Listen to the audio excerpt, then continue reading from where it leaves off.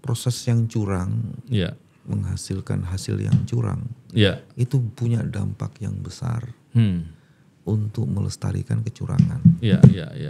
Karena nggak mungkin hasil dari kecurangan itu dia tidak ingin menjustifikasi kecurangannya dia. Bandar-bandar judi dari international level yang tidak masuk di sini dan sedang berjudi dengan pilpres kita. Karena pilpres itu kan dijadiin taruhan, Mas, jangan salah. Ada judi. Sama seperti pelaku penyerangan saya kan katanya juga di rumah itu. Jadi nggak di lahan beneran katanya. Iya. KPK menghancurkan dirinya sendiri karena memang bukan orang-orang yang kompetensi dan punya integritas yang ada di situ. Iya. Udah deh KPK bubarin aja. Ya.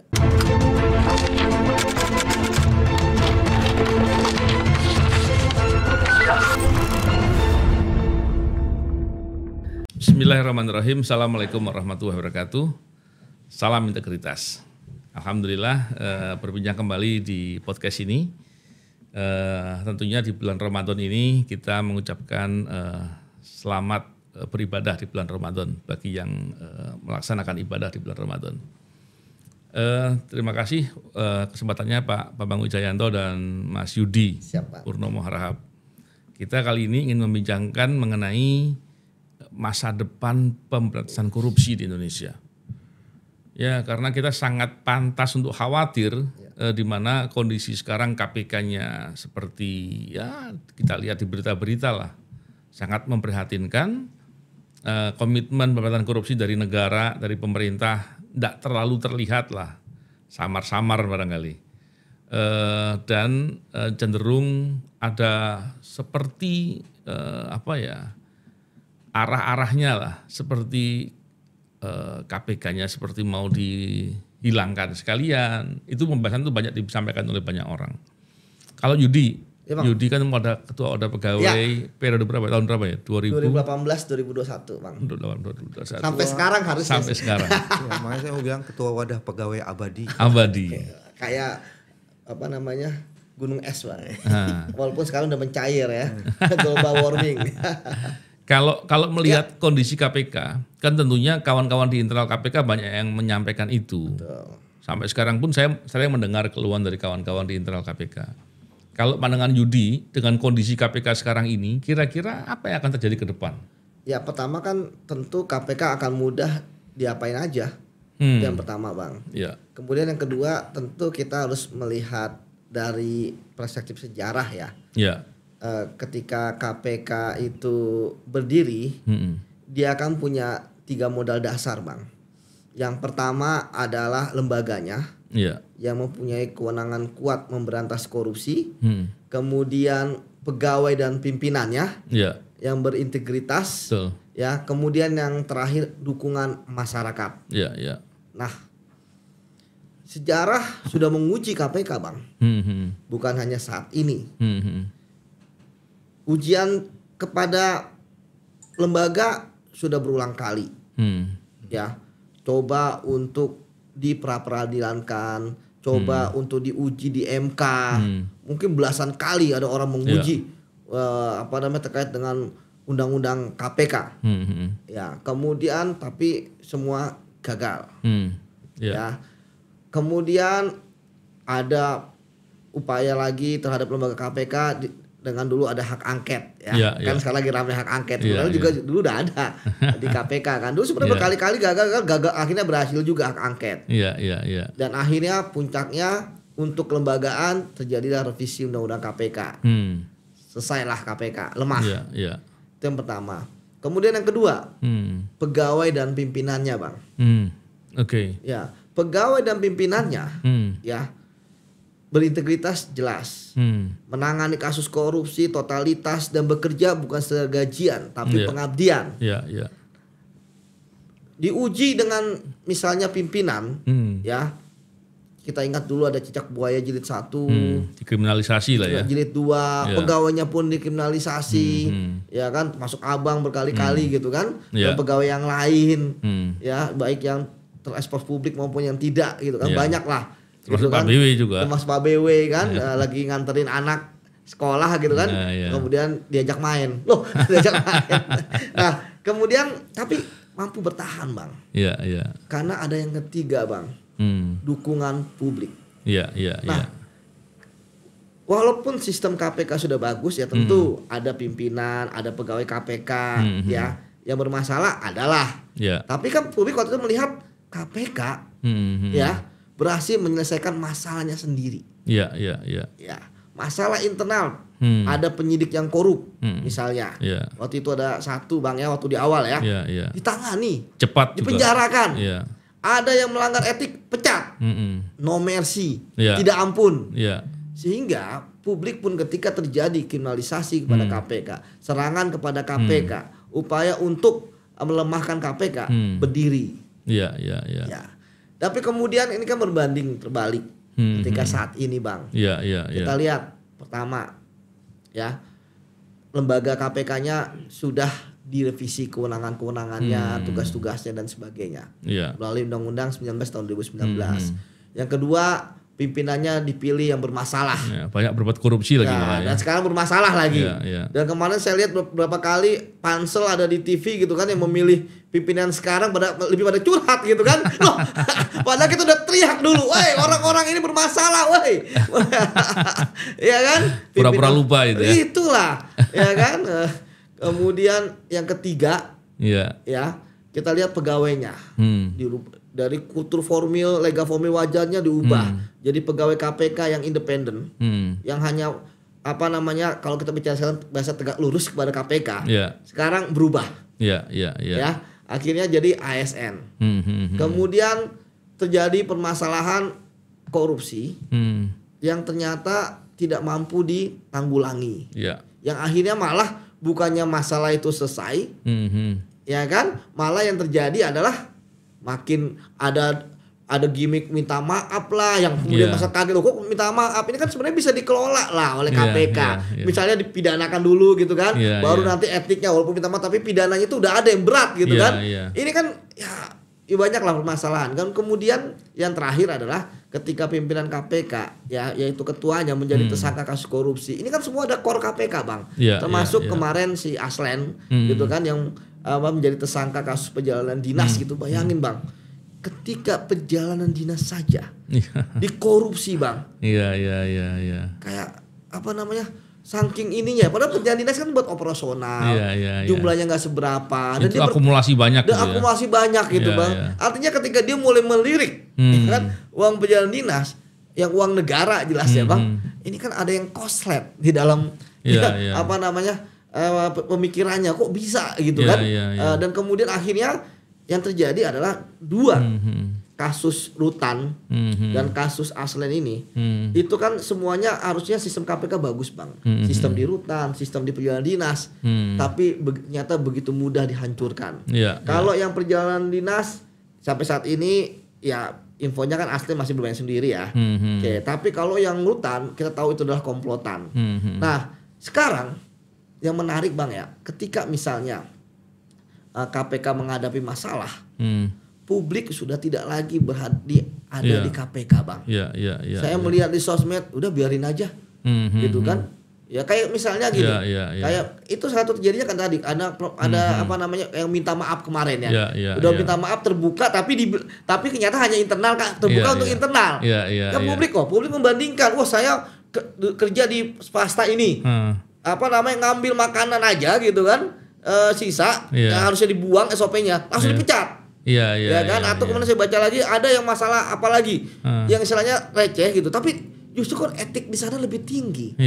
Harusnya standar KPK lebih tinggi. Nah jadi Bang, sekarang permasalahan KPK adalah mungkin nanti Pak BW akan bahas. Pertama, internal KPK lebih banyak permasalahannya. Ya kita belum menghitung masalah ketika dulu Pak Endah dikeluarkan, ya kan, dipulangkan, ya kan, kemudian ternyata dia balik lagi kan gitu, lucu kan, akhirnya hampir menimbulkan konflik, antar instansi gitu kan, tapi alhamdulillah enggak gitu ya. Kemudian yang kedua, ketika tadi KPK sudah tidak lagi dipercaya publik, dan kemudian yang ketiga, ya tidak ada pegawai KPK yang istilahnya menjadi simbol perjuangan lagi Bang. Itu penting loh Bang. Sekarang ya akhirnya semua bekerja seperti biasa, gitu kan? Ya, jadi nggak ada yang berjuang ya? Nggak ada yang nggak niat berjuang gitu kan, Bang? Jadi masyarakat nggak melihat, siapa nih pegawai KPK yang bisa dipegang oleh mereka dengan integritas dan sebagainya. Kalau bahasa bekerja, itu semua bekerja, tadi, rangkaian itu Bang ya. Itu semua tadi yang jadi cerita. Itu kira-kira terjadinya normal atau ada yang diatur ya? Saya khawatir kalau kemudian ada yang menskenariokan, itu akhirnya membuat seolah-olah KPK itu biar dibubarkan sendiri oleh masyarakat gitu. Wah. Saya mah khawatirnya begini, kalau kemudian KPK-nya membusukkan diri sendiri dengan cara dimasukkan kuda Troya banyak-banyak gitu, mulai dari pimpinan atau di level-level lainnya, maka busuk dan masyarakat pasti akan minta dibubarkan. Sekarang rasanya sudah semakin banyak yang minta dibubarkan. Gimana jadi kira-kira melihat itu? Nah, kalau masalah konspirator ini Pak BW jagonya Bang. Tapi intinya gini Bang, tadi saya katakan bahwa KPK ketika memberantas korupsi musuhnya banyak. Yang dilawan adalah orang yang punya jaringan, orang yang punya kekuasaan, orang yang punya uang. Dan KPK menangkapi hampir seluruh oknum-oknum yang ada di lembaga negara di negeri kita, Bang. Mau dari level menterinya, eselon 1-nya, DPR, ya kan, bahkan semua partai lah yang ada di parlemen pernah semua lah ya. Penegak hukumnya juga. Penegak hukum juga semua pernah ditangani. Itu gimana nggak menciptakan musuh yang banyak? Sehingga ya akhirnya yang terjadi seperti sekarang Bang, bahwa KPK ada atau tiada, masyarakat nggak melihat lagi. Dan yang paling penting juga bahwa ketika pimpinan KPK sekarang akhirnya bekerja hanya, saya lihat ya, hanya untuk menghabiskan masa periodenya. Jadi mereka meminta 5 tahun gitu kan. Dan ketika terjadi banyak kekacauan, akhirnya mereka bekerja seperti hanya menunggu sampai Desember gitu kan. Dan mungkin perjanjian mereka berharap. Ya kita masih ingat loh Bang, kemarin Pak Tumpak ya, menyampaikan sedang ada pemeriksaan etik ya terhadap 2 pimpinan KPK yang lain. Alfitra Marwata sama Nurul Gufron. Iya, sedang ada pemeriksaan itu. Nah, kita sekarang belum tahu nih kayak apa hasilnya ya. Apakah nggak terdengar lagi? Iya, nggak terdengar lagi. Artinya kan kita Bang, kalau sudah dilapor Bang, berarti kan orang yang melaporkan punya bukti yang kuat. Kan nggak ada orang mau kamikaze Bang. Iya kan? Nggak ada orang kamikaze melaporkan nggak punya bukti kan? Udah gitu nyampaikan ke media gitu. Jadi saya lihat ya, problematika KPK ini ya kan, ini akan menjadi PR bagi pimpinan KPK berikutnya yang mungkin bulan Mei atau Juni sudah terpilih pansel lah. Ya, tapi sekali lagi bahwa KPK dari bulan Februari sampai bulan Desember nanti saya lihat nggak akan ada hal yang signifikan. Karena tentu mereka pimpinan KPK sekarang pun tentu akan melihat situasi kan, mulai dari ada perubahan dalam estafet kepemimpinan, ya kan, tentu mereka akan melihat, wah ini bagaimana ke depannya gitu kan, kan mereka kan juga masih muda-muda, ya kan, masih ingin berkarir lagi gitu kan. Kemudian yang kedua, yang kasihan adalah bangsa kita Bang, ya kan, uang negara diberikan kepada KPK untuk memberantas korupsi, ya kan, kemudian ternyata ya seperti ini. Artinya nggak dilaksanakan lagi gitu ya. Dilaksanakan, betul. Kacau emang. Memang Pak BW melihat kondisi yang sekarang ini, tentunya banyak orang kemudian mengatakan begini, pemberantasan korupsi itu kan pasti membahayakan buat kekuasaan gitu ya. Karena seperti apapun kekuasaan akan terlukai, karena kan punya banyak jejaring dalam melaksanakan tugas yang bisa jadi bagian dari perbuatan korupsi dilakukan oleh jejaring yang orang-orang yang terkait dengan kekuasaan. Tentunya itu mengkhawatirkan. Apalagi di belakangan ini kan kita sering mendengar isu-isu atau pembahasan-pembahasan soal itu yang tentunya perlu dikonfirmasi dengan lebih jelas. Walaupun kalau melihat dari perspektif investigasi, walaupun itu dikatakan sebagai isu, tapi kuat dan nyata gitu. Artinya di dalam itu mudah semestinya. Dan banyak lagi hal-hal, contohnya laporan PPATK dan lain-lain. Kalau Pak BW melihat dari perspektif politik hukum nih Pak BW, kira-kira ke depan arah pemberantasan korupsi ini akan dilakukan seperti apa dengan kondisi semua ini? Kita periksa dari soal pemilunya, dikaitkan soal janji capres, harus ditambah konteks politik yang kira-kira ke depan kayak apa gitu. Hari ini kita tidak pernah mendapatkan informasi apapun, padahal sebelumnya itu sudah ada sinyalemen yang sangat kuat dari PPATK. ada berbagai uang yang masuk yang berkaitan dengan kontestasi. Oh, iya. Menarik tuh. Ya ada yang dari kejahatan lingkungan, financial green crime, ada yang dari luar masuk. Nilainya besar-besar. Besar.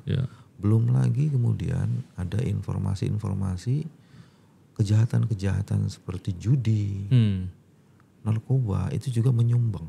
Waduh, bahaya betul itu. Ini saya baru baca media nih Mas. Iya. Ini kejadiannya baru 1 Maret kemarin Mas. Polisi gerbek markas judi online beromset 18 M di Dumai. Kebayang gak Mas? Di Dumai 18 M digerebek omsetnya. Iya. Emang di daerah dekat-dekat sini gak ada Mas? Sebelum Jakarta Barat sini. Iya. Ya. Sekarang aja marak Pak, banyak orang yang bisa lihat di ini online. Jadi saya mau bilang hampir dapat dipastikan uang panas di dalam proses pemilu itu terjadi luar biasa dan kita tidak pernah bisa mendetek gitu. Iya. Nah kalau gitu dikaitkan. Tidak bisa mendetek atau nggak didetek? Nah, cuman rangkaian lebih lanjutnya adalah bagaimana mungkin tidak ada kecurangan kalau uang haram ada di situ. Iya. Itu bagian yang pertama yang menurut saya menarik. Sehingga kemudian konsekuensinya orang yang menjadi pemenang atau siapapun yang menikmati itu pasti kan mempunyai kewajiban, keterikatan dan pada akhirnya kewajiban dengan itu. Itu bagian pertama yang dulu yang mesti dilakukan. Yang sangat mengerikan di Indonesia saja yang namanya judi online dan drug nggak bisa dikendalikan. Bagaimana dengan international crime yang berkaitan dengan judi online? Apa kita berpendapat bahwa tidak ada bandar-bandar judi dari international level yang tidak masuk di sini dan sedang berjudi dengan pilpres kita? Karena pilpres itu kan dijadiin taruhan Mas, jangan salah. Ada judi.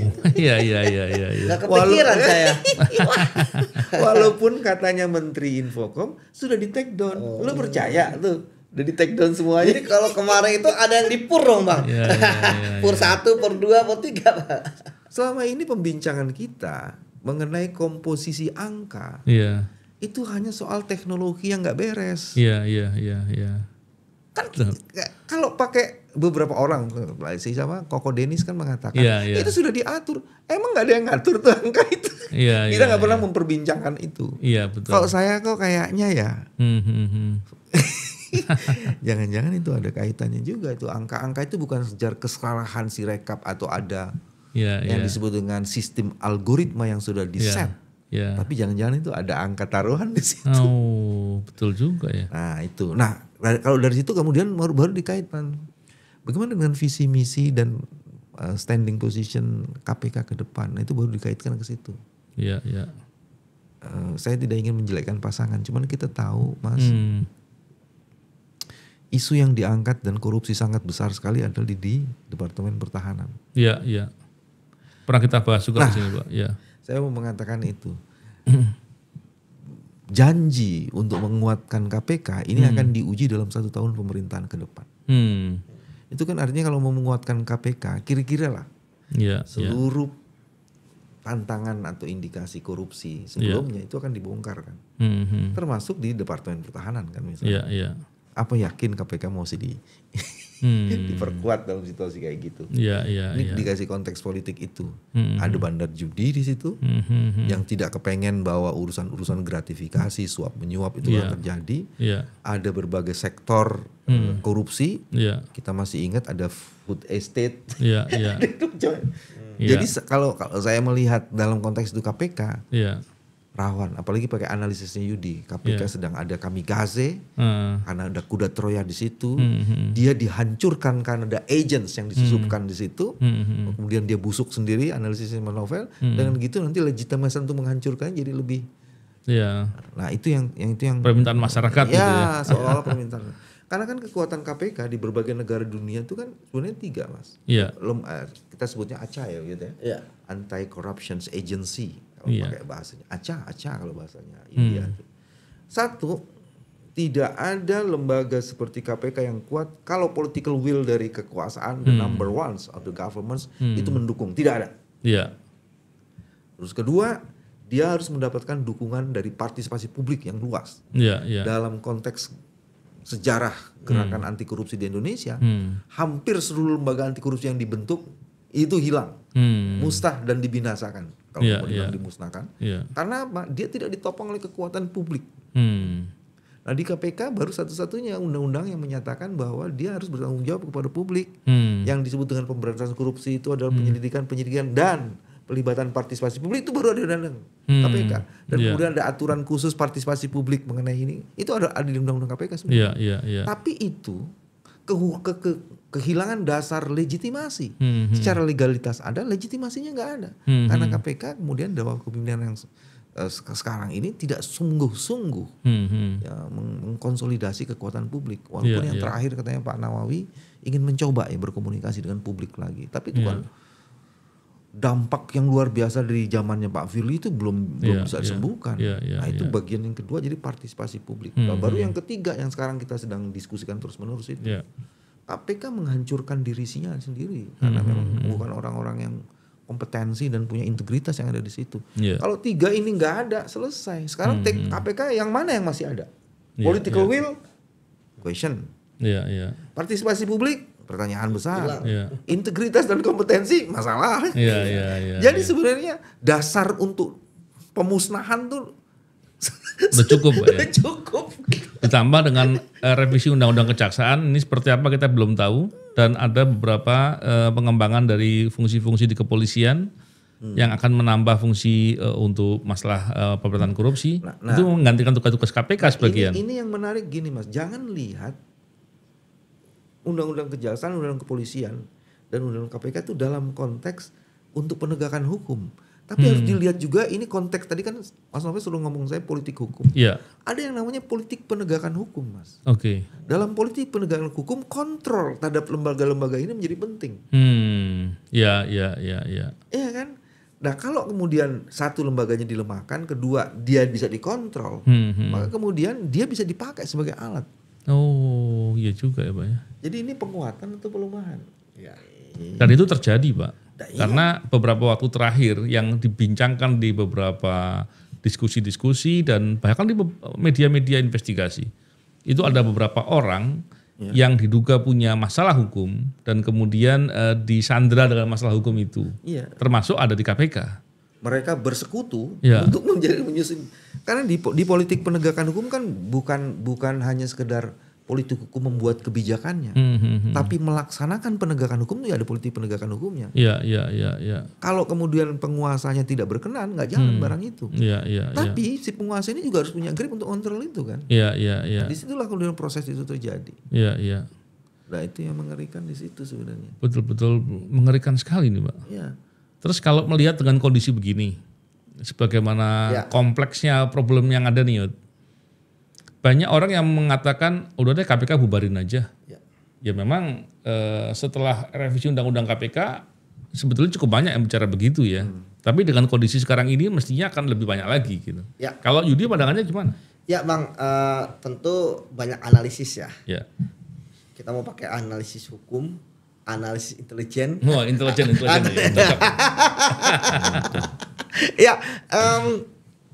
Dalam suatu teori ya bahwa suatu kekuatan yang kuat itu justru hancurnya bukan karena serangan dari luar, tapi karena permasalahan di internal Bang. Dan permasalahan internal ini yang dilihat oleh pihak luar. Kalau pihak luar kan mereka punya konsep ketika kekuatan lu satu, gue akan 5. Tapi ini berbeda dengan KPK. Mereka orang itu ketika KPK kuat bersatu dulu Bang ya. Kekuatan 100 pun mereka ini kita masih kuat Bang. Nah sekarang saya melihat ya, ketika misalnya ada isu bubar dan sebagainya, memang ada 4 skenario yang akan saya lihat. Skenario A, ini skenario yang terbaik gitu Bang ya, bahwa wah KPK akan diperkuat, ya kan, kewenangannya diperkuat, ya kan? Pemberantasan korupsi semua di KPK. Nggak ada lagi pembatasan di atas 1 miliar kerugian negara, nggak ada lagi pembatasan penegak hukum atau penyelenggara negara atau orang lain, nggak ada. Gitu kan? Ini yang keyakinan 100%. Tapi ya kan saya melihat bahwa lebih banyak ke yang kedua. Ya, KPK tetap ada tapi begini-gini aja. Jadi ketika nanti ditanyakan apakah Indonesia punya KPK, ada. Kalau orang luar negeri pengen dia sama dengan lembaga anti korupsi Indonesia, ada. Seperti yang Pak BW katakan, ya kan, bahwa deklarasi Jakarta kan itu harus ada lembaga anti korupsi ya, tapi kan nggak diperjelas lembaga anti korupsi yang seperti apa. Maka saya akan lihat skenario yang ketiga. Skenario yang kedua kan tadi bahwa KPK ada dengan yang kayak gini-gini aja. Ya. Kata yang ketiga, KPK tetap ada tapi kewenangannya diamputasi. Yang terjadi adalah bahwa ternyata KPK kalau untuk penindakan kan nggak terlalu banyak signifikan. Nggak nangkep menteri kayak dulu, nggak nangkep ketua DPR, ketua lembaga negara dan sebagainya lah. Ya kan, ketua DPD dan sebagainya, nggak ada kasus besar lah. Ya kan, apalagi kemudian kan ternyata teman-teman pegawai KPK yang dari kepolisian dan kejaksaan malah lebih maju di KPK, ya kan? Artinya kalaupun dikembalikan kan bisa malah mengajukan instansinya masing-masing gitu kan? Nah ini yang menarik gitu bang. Bisa jadi nanti akhirnya KPK tetap ada, tapi lebih banyak ke kita tahu pencegahan. Yang kita tahu pencegahan itu nothing tanpa penindakan. Betul. Korupsi di Indonesia bang bukan korupsi yang Anda jangan korupsi ya, besoknya nggak korupsi. Bukan, tapi korupsi karena greed, karena rakus. Bukan karena sistem, bukan karena gaji. Ya gimana bang ada orang gaji misalnya 30 juta gitu kan, mau dinaikin berapa ketika dia korupsinya 50 miliar. Ya kan? Kan nggak rasional, kecuali dia udah gaji 30 juta ternyata kurang pak, harusnya saya 50 juta, makanya saya korupsi 20 juta, oke lah. Ya kan? Tapi ketika dia korupsi 50 miliar, ini bukan karena permasalahan gaji gitu. Jadi nah bahkan mungkin bisa jadi ya kan kita lihat ada kemiripan pencegahan antara KPK dan Ombudsman gitu kan. Bisa jadi kemudian ada gabungan lah antara KPK dan Ombudsman. Entah Ombudsman yang melebur ke KPK atau kemudian KPK yang melebur ke Ombudsman. Jadi ada informasi gitu ya? Nah enggak, analisis saya gitu kan. Laporan intelijen. Karena kan udah bukan fungsi penegakan hukum lagi. Ya kan bang? Logis itu ya. Betul. Atau yang terakhir, memang dibubarkan sama sekali dengan konsekuensi yang tentu udah mereka hitung. Ya bahwa pertama ketika KPK dibubarkan kan siapa yang mau demo seluruh Indonesia bela KPK? Nggak ada lagi. Nggak ada lagi. Yang kedua pegawai KPK pun ketika misalnya KPK dibubarkan saya pikir ya sudah manut aja. Ya kan? Wah, yang penting kan mereka sudah jadi PNS gitu kan. Pilihannya kan dua. Nanti mau dipindahkan ke instansi lain atau yang resign. Kan gitu. Kemudian yang ketiga ya kalau misalnya skenario KPK bubar yang artinya sempurna sekali gitu kan. Artinya planning-planning yang direncanakan dari mungkin sejak KPK berdiri gitu kan. Jangan sudah ada planning bahwa KPK jangan lama-lama gitu kan. Sementara waktu kita masuk ke KPK, kita kan berharap bahwa KPK ini pertama lembaga permanen, independen gitu kan, dan ya mampu memberantas korupsi yang kakap, ya kan bang, bukan teri, ya kan, apalagi kan cerek seperti itu. Jadi saya pikir ada 4 skenario lah ke depan KPK seperti apa, yang pertaruhannya adalah nanti bang, ketika pansel dipilih. Ketika pansel saja dipilih sudah tidak memenuhi aspirasi masyarakat atau kemudian dejavu kayak panselnya sebelumnya gitu kan. Wah, udah kita akan bisa memandang siapa yang memilih, siapa yang terpilih. Atau kemudian siapapun yang mencalonkan. Ya kan, ketika kemudian mencalonkan ternyata banyak permasalahan etik lah misalnya ya. Wah, berat gitu kan. Kemudian yang terakhir ya ketika nanti 10 yang dipilih kemudian DPR memilih yang ini. Ya, tapi sekali lagi saya lihat bahwa sebenarnya masih ada celah bang. Ya kan kita harapkan bahwa politik ini kan dinamis. Mau tidak mau, suka tidak suka pemilihan pimpinan KPK walaupun KPK adalah lembaga eksekutif. Ya kan? bagian eksekutif gitu Bang. Tapi kan tetap yang memilih ujungnya adalah DPR. Nah, kita berharap bahwa ya DPR ya ketika misalnya nanti ada oposisi dan oposisinya mungkin banyak gitu Bang ya. Artinya oposisi ini bisa memilih pimpinan KPK yang menurut mereka bisa mengimbangi di KPK. Kan dipilih 5. Untuk 5 tahun loh Bang. Ini masa yang lama loh dibandingkan yang lalu yang hanya 4 tahun. Jadi ketika misalnya ada pemilihan dari 10, kita harapkan ya bahwa 5 yang terpilih itu pola pikirnya berbeda, kemudian intervensinya berbeda, sehingga nggak ada yang tunggal, ya nggak ada yang one man show, ya nggak ada yang karena dipilih karena kesepakatan, ya kan? Artinya semuanya dipilih benar-benar karena prinsipnya, dan saya pikir oposisi juga maupun partai koalisi, ya itu juga benar-benar akan menempatkan orangnya nanti kan. Nah, saya harap dengan begitu dinamisasi di KPK itu akan ada. Mau tidak mau karena memang pimpinan KPK dipilih karena proses politik. Seperti itu Bang. Walaupun tentunya kekuasaan tentunya nggak suka dengan situasi itu dong tentunya kan. Pasti dipilih yang menguntungkan kekuasaan mestinya begitu kan. Betul Bang. Nah, tapi kan minimal kalau misalnya ada 1 atau 2 yang istilahnya dipilih tapi dia punya berani dan sebagainya. Artinya yang 3 lain ya walaupun dia mayoritas dia nggak akan bertindak ceroboh. Brutal. Betul Bang, itu bahasa brutal. Menarik itu. Pak BW, kalau melihat dari perbincangan hari ini tentang kecurangan pemilu Pak BW, tentunya kecurangan kan biayanya besar, apalagi dari dugaan dari sumber-sumber dana dari hasil kejahatan contohnya. Melihat faktor-faktor itu, Pak BW dulu pernah cerita, seingat saya itu bicaranya begini, ketika faktor-faktor itu terjadi, itu seperti membangun ekosistem korupsi gitu. Kalau ekosistem korupsi berarti nantinya akan terjadi banyak praktek-praktek korupsi dong. Nah, kira-kira bagaimana membaca situasi itu Pak BW? Kan gini Mas, proses yang curang menghasilkan hasil yang curang itu punya dampak yang besar untuk melestarikan kecurangan. Karena nggak mungkin hasil dari kecurangan itu dia tidak ingin menjustifikasi kecurangannya dia. Dia pasti akan justified kecurangannya dia seolah-olah. Jadi itu yang disebut dengan ada legalitas walaupun tanpa legitimasi. Tapi dia akan kerjain itu. Dan dia mencoba membangun legitimasinya. Nah, untuk membangun legitimasi dalam konteks yang tadi itu, maka dia kemudian harus bangun ekosistemnya kan Mas. Nah dalam ekosistem itu kan kemudian biasanya ada beberapa pihak yang terlibat itu kan. Satu,